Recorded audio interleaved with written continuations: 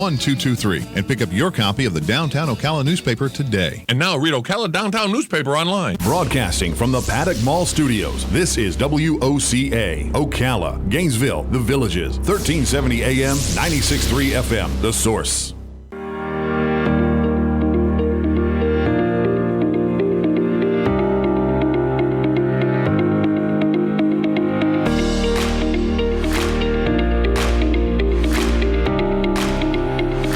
All right, 5 minutes after 9 o'clock. Thank you for tuning in. How many times have you heard that we had a major presidential candidate coming to our town to talk? Right? If not here, maybe down the Villages. Right? Not to Ocala so much, but the Villages, which is what? 15 miles away, maybe? Why? Why do we have presidential candidates who show up in rural areas of the country? Why does that happen ever? That's because of the Electoral College. If it were not for the Electoral College, and this is my opinion, we're going to find out Sean Parnell's opinion in just a second, but if it were not for the Electoral College, then the only people who would be represented potentially would be those people living in the big urban areas. And the needs of the urban population are true and real, but so are the needs of those in the rural populations. And if you have, and this is an interesting thing because it's only the president that this applies to. This is why our founding fathers were so smart to give us a House of Representatives where you have a representative from each district of the country. So while the president is the only one who has an electoral college kind of a voting system, clearly the reason for that is so that you have a person in that one spot who more or less reflects what those other people in Congress also reflect. If that's possible, it's not always possible, and you could debate that, but that's the reason we have an electoral college. And if it ever goes away, it's not a good thing. I am not able to speak as eloquently as Sean Parnell, but he's on the phone to talk to us about that right now.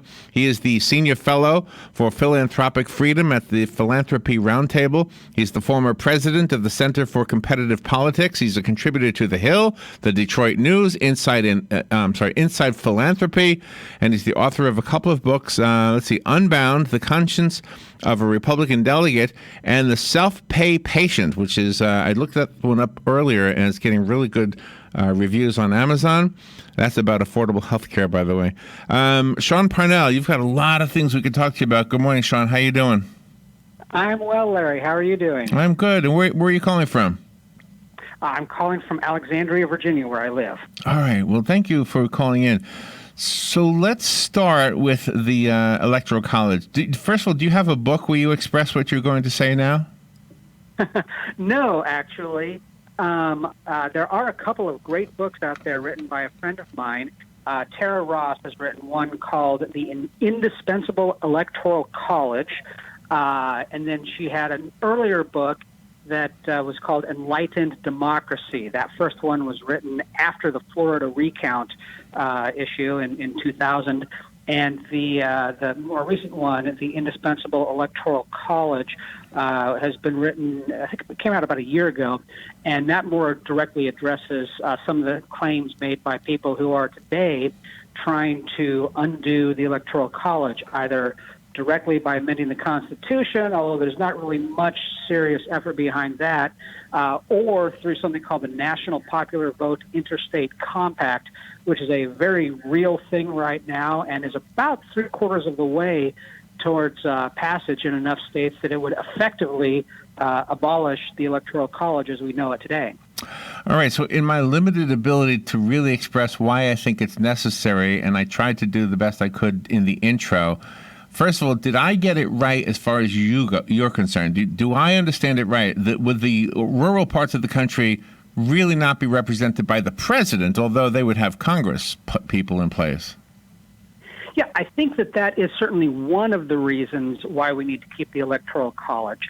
For me, the biggest issue is that we need to remember that we are a constitutional federal republic, and that entails certain things, among which is the majority doesn't always get its way.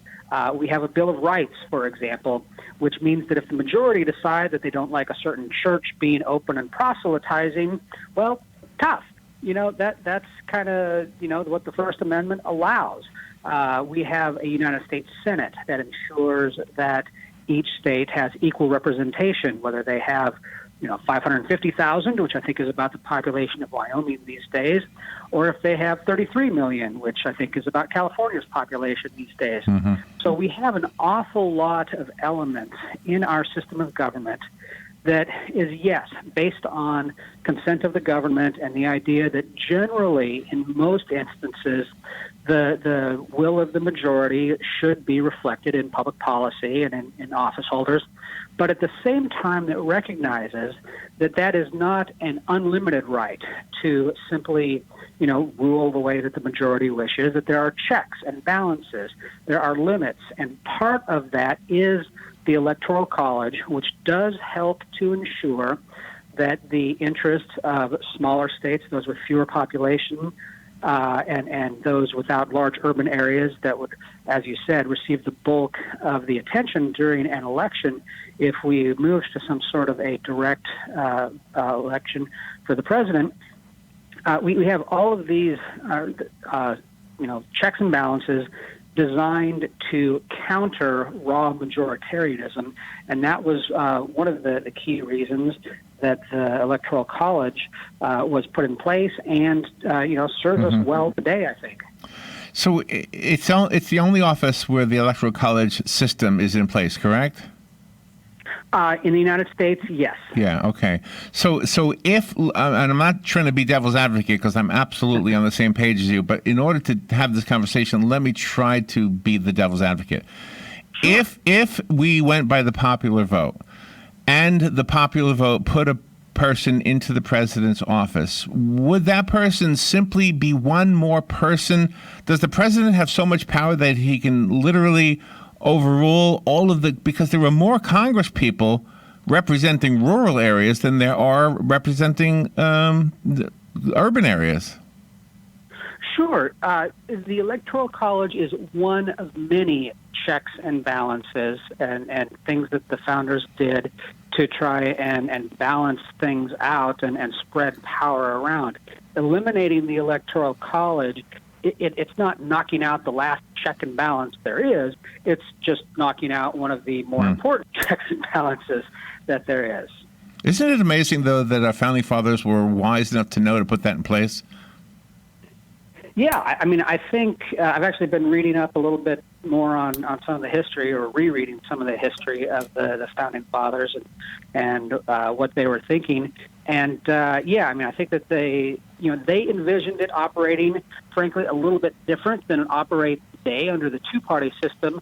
But the two-party system, more or less, as we understand it today, was pretty well entrenched by the time Andrew Jackson was elected, using the party convention to select his running mate. It works a little bit different than intended, but it still works quite well. And yes, the founding fathers put in place this institution that does help to balance the interests across the whole country. One of the things I have to explain to people is we are not the United People of America. We are not the United Citizens of America. We are the United States of America. Oh, I like that. States yeah. are sovereign political entities. It was the states that joined the United States of America. It was not the public. It was not the people that joined. These were sovereign political entities that, frankly, in 1787, they were looking at the option of, going their own ways, going their separate ways. You could have had the Republic of Delaware and the Republic of Rhode Island, and they didn't. They decided to form as states this country and create and give up some of their sovereign powers, but not relinquish them entirely, not become subsumed by the national government. They did not enlist as subunits of the national government. They retained their sovereignty as states. And you see that not only throughout the history of this country, but throughout just the structure of the Constitution. It's very clear that the state as sovereign political entities, have and retain significant political authority. They are sovereign. Absolutely. Yeah, absolutely. I 100% agree with you. One of the things I think that usurps all of that is when the federal government threatens to withhold grant money, for example, and then a state decides to go against what the people of the state want, simply so that maybe the governor or the state legislature will be able to be eligible for some kind of a grant. We had that happen in Florida more than once during Rick Scott's administration. Sure, and the fact is that especially over the last 100 years, maybe a little bit longer, sort of dating back to the progressive era, or the start of the progressive era, we have had a number of these checks and balances sort of knocked out from under us. Welfare used to be primarily a state responsibility. Now the federal government has a much more significant role in that, and things that used to be state crimes are now federal crimes. Those are sort of different issues, but I think that the point can be made that the states have unfortunately surrendered or had taken from them some of their sovereignty and role as independent sort of political actors, and doing what the National Popular Vote Interstate Compact would do is simply one pretty significant step even further down that road of, as I put it, turning the states into administrative subunits of the national government instead of sovereign political entities with their own authorities and powers and inherent sovereignty. Yeah. One of the things that I would like to see is those people who are elected to Congress to pay attention to what is being said by people who know. In this case, and you're expressing it correctly as far as I'm concerned. Other people have expressed it correctly. And instead of going into your office as a newly elected congressperson and pretending or being somehow delusional that you know everything, listen to some of the people who've studied these things, and maybe have some better. You'll come across more intelligent. It's in the news every day, it seems like lately. There is somebody in Congress who just doesn't understand how this works. The Electoral College is one of those issues that comes up, and you think, wow, do they not read the stuff that I read? Because, I mean, they seem like nice people. They're obviously intelligent, but they're just not reading the stuff that really would clarify it for them. I think that that's certainly a valid point. One thing, and I'm not really in the habit of defending Congress and their knowledge on issues, but I will say that we put an awful lot of stuff on the plate of members of Congress. They have to understand, or they're supposed to understand, agriculture policy and national defense and welfare and education. This maybe kind of gets back to how states have surrendered some of their powers over the years and decades to the national government. If we were to return more of the authority and power to the states, then actually Congress would have fewer things that it needs to deal with, meaning that instead of a congressman supposed to be an expert in 72 areas, maybe they've got 5 or 6, like trade, international trade and national defense and, some other stuff, where they actually could develop some significant expertise and knowledge that would allow them to, maybe make better choices, while state legislators who are closer to the voters, maybe they're the ones that are better positioned to, decide education policy and how should we make sure that the uninsured get access to health care and those sorts of issues. A great area that's a good example is the rate of pay. I mean, the rate of pay in New York obviously is going to need to be different than it would be here in Florida.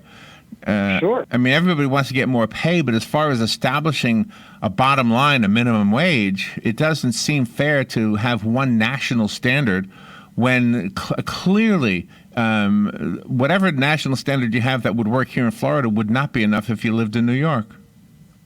Yeah, I grew up in rural Oregon. The standard of living, the cost of living there, is a little bit different than Manhattan. and trying to impose similar, minimum wage requirements for those two jurisdictions, that's probably not a great idea. You should probably let the Oregon legislature figure out what the Oregon minimum wage should be, and let New York's legislature figure it out for them. So speaking on that, can we talk about your book, The Self-Pay Patient? I was really kind of interested in that a little bit. You are getting really good remarks, I should say, from readers on Amazon, and it's a topic that comes up on this show a lot, especially before Obamacare was official and put into place. There was a lot of back and forth, and a lot of people on both sides on this particular issue really made a lot of good points. So what do you talk about in the book, The Self-Pay Patient? Sure, and the book is about 5 years old at this point, but I basically wrote it for people who have to pay directly for their own medical care. That's going to be the uninsured, obviously. Also, a lot of people who have high deductible health insurance. And then there are people whose insurance companies tell them that they won't pay for a particular procedure or to go see a provider that they want to go see. And the fact is, unfortunately, our healthcare system, by and large, is geared around third-party payers. Most doctors' offices, they're well-equipped to deal with somebody who has a Blue Cross Blue Shield card or is on Medicaid or something like that. But if somebody simply walks into the office and says, I'd like to see the doctor, I don't have insurance, I'm going to pay cash, you literally have people sitting behind the doctor's desk, the receptionist desk, saying, I don't know what to do with this because we're only really set up to deal with third-party payers. And what winds up happening is the people who often can least afford it wind up paying sort of the full charge rate that nobody actually pays unless you're uninsured or you're paying directly. And so what the book was about, among a couple of other things, but really it was about how to find medical providers that are accustomed to and geared towards treating self-pay patients, so that when somebody calls up and says, hey, I need to have a particular procedure done, I need a hernia repair, instead of a dance of words that can last hours and days and weeks of just trying to figure out how much that's going to cost, that provider can say, inguinal hernia surgery, that's $3,100. That includes anesthesia, that includes your hospital visit, that's everything. That's the full price. There are medical providers out there that are geared towards self-pay patients, but not a lot of people know how to find them or where to go to get them. And so the book was really designed sort of as a consumer guide for people who were in this self-pay world to get fairly quickly access to the health care that they need without having to try and decipher explanation of benefits and all of this stuff that goes into just trying to get an actual price in healthcare. If you go to some of the sites that are listed in the book, it will direct you to particular providers that will tell you, this procedure costs this much, flat fee. You don't have to worry about all of the medical coding and billing that consumes so much administrative cost. Oh, wow, that is really fascinating. And that's definitely worth it. Would we have access to information locally in our area, in Florida anyway? So there are providers in Florida that, do this sort of business. And I can't recall if in the book there's anything specifically in Florida, but there are websites listed, discussed in the book that will have Florida providers. I don't want to name the wrong person, but I think it was Clark Howard. Do you know the talk show host Clark Howard by chance? I am not familiar with him. Well, he's not a talk show host in the same line as Rush Limbaugh. He's like a money advisor, okay? And he was talking about how sometimes if you go to the hospital and tell them you're paying out of your own pocket, the price will actually be like half the amount that they would have normally charged an insurance company. Is that right? Is it about half? It can be that, yes. I mean, again, it really depends on whether that hospital is geared towards dealing with self-pay patients or whether they just, are sort of flummoxed by the whole idea and don't know how to deal with you. For a long time, hospitals in particular would have what they called charge master rates, and these were frankly ludicrously high rates that they would charge for like an X-ray, and it would be $3,000 because then they could go to Blue Cross Blue Shield and Cigna and all these other insurance companies and say, hey, we're going to give you an 83% discount. It's only going to be this, much lower number. The charge master rate was essentially fictitious, unless, of course, you were a self-pay patient. Then you walk in and the billing department looks at it and says, oh, well, this is what it costs. And, I mean, literally people would be going to hospitals and be getting these outrageous charges, and they wouldn't know that they were getting, frankly, gouged by the charge master rates in the hospitals. And, some people just couldn't afford that. They call up a hospital. I remember writing one article from my blog on this.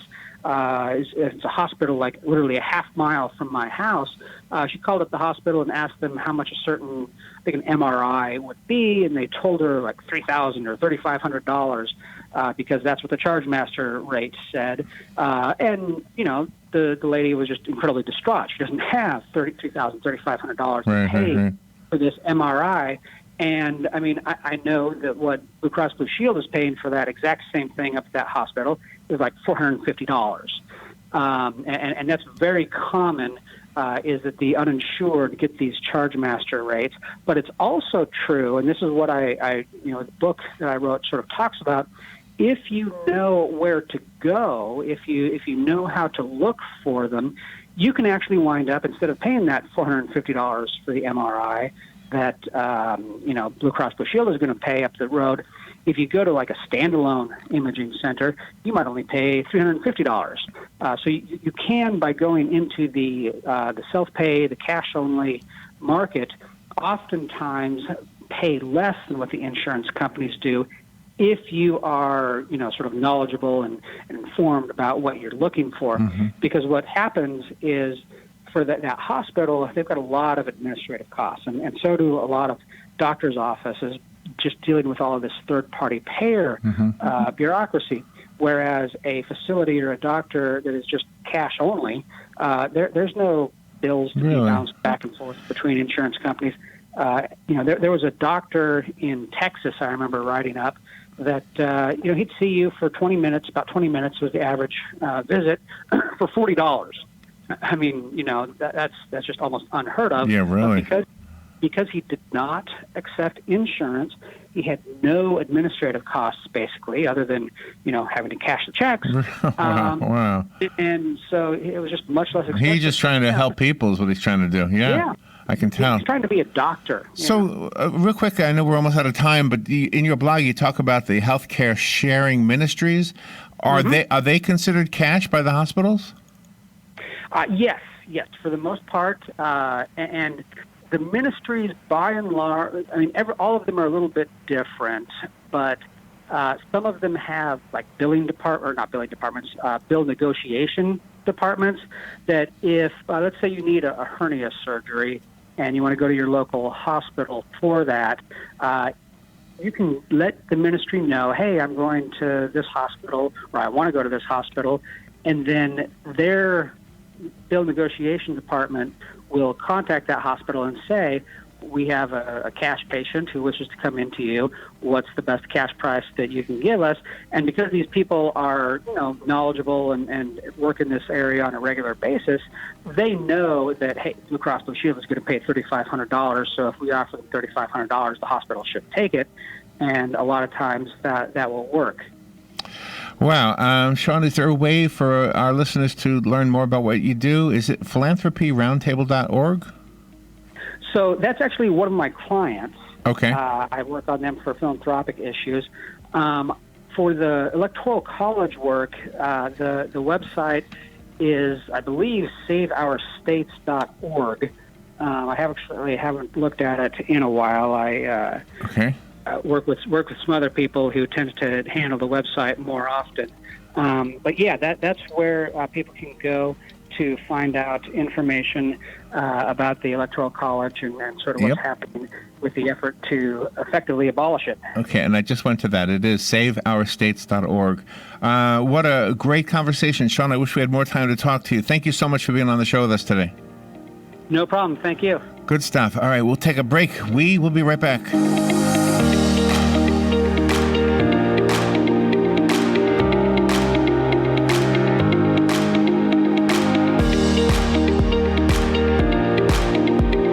Honey Baked Ham at 2709 Southwest 27th Avenue has new management. For our listeners, they're offering a 10% discount.